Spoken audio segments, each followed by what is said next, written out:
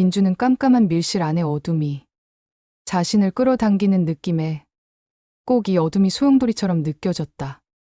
소용돌이는 임의에 닫힌 유선의 나선형 움직임으로 중심에서 가장 크게 요동친다. 꼭 이 어둠의 소용돌이가 한 발 내디더라고. 재촉하고 있는 것 같았다. 민준이 겁을 먹고 뒷걸음쳤다. 뭐해? 얼른 들어가야지. 또 다른 민준이 그를 재촉했다. 잠시만, 시간이 필요해. 민준의 호흡이 점점 가빠졌다. 숨 쉬기가 힘들었다. 이대로 숨이 멈춰버려도 좋겠다는 생각마저 들었다. 저 검은 어둠 속에 한때는 자신처럼 숨 쉬던 존재가 싸늘한 시체가 되어 있다. 그에게 밀실은 소용돌이의 핵과도 같은 공간이었다. 씨발, 내가 사람을 죽였다니.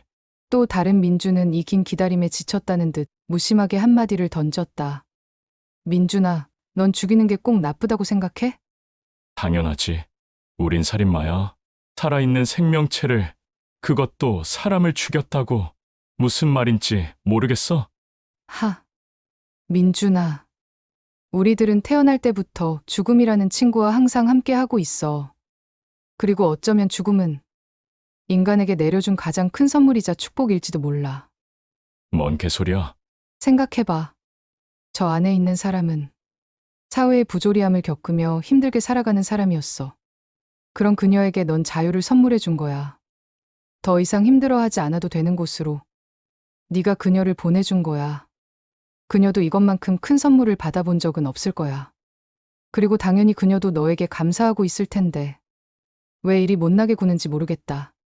민주는 이 새끼의 뚫린 입을 꼬매버리고 싶다는 충동을 느꼈다. 하지만 이놈이 자신이고 자신이 이놈이니 하나뿐인 입을 다물게 할 수도 없는 현실이었다. 좀 닥쳐봐. 그런데 왜 날 깨운 거야? 너 혼자 나 모르게 처리하면 되는 거잖아. 나도 이렇게 번거로운 일은 싫은데 간혹 내가 일을 하고 있을 때 네가 깨어나려고 할 때가 있어. 생각해봐.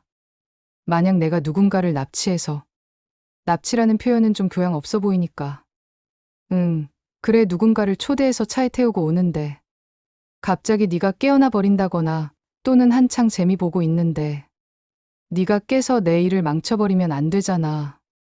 그래서 너도 내가 하는 일을 알고 있어야 한다는 결론에 다다른 거지. 무슨 말인지 이해했어? 진짜 이 새끼가 또 다른 내가 맞는 건지 납득이 가지 않았다. 나라는 자신 안에 이런 끔찍한 사고를 가지고 있는 또 다른 자아가 있다는 부분이 도대체 이해되지 않는 부분이었으나 지금은 처리해야 할 일이 민준을 기다리고 있었다.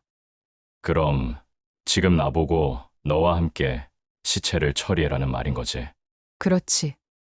초대하고 재미 보는 건 쉬운데 너도 알겠지만 살인은 뒤처리가 제일 힘들고 까다로운 부분이거든.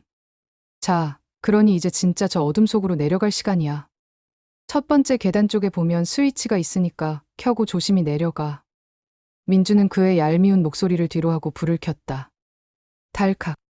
갑자기 환해진 불빛으로 인해 민주는 부신 눈을 감았다 떴다. 밀실의 계단은 꼭 무대 위로 나아가는 계단 같았다.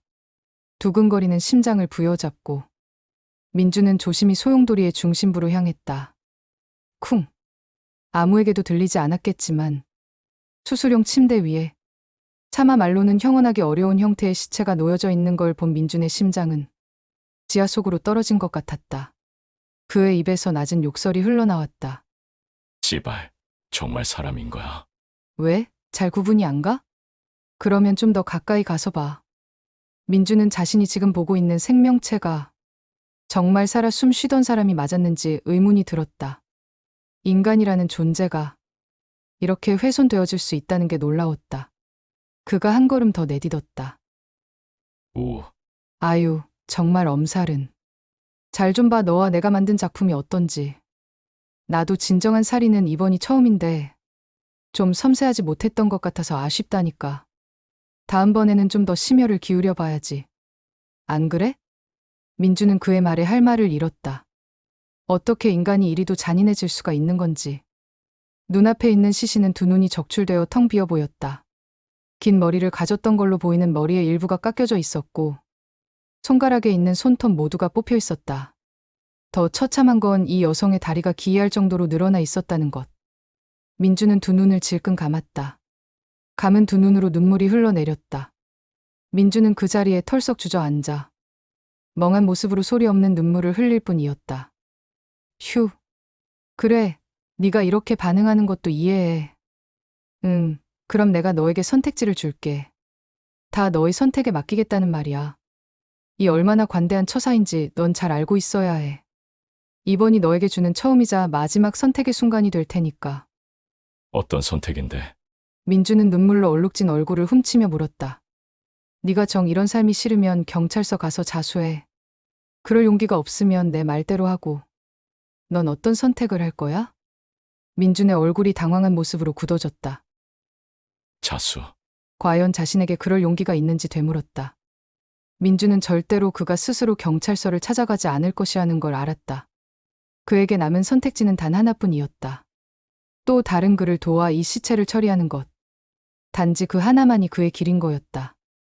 암울해진 그의 얼굴 위로 씁쓸한 미소가 피어올랐다.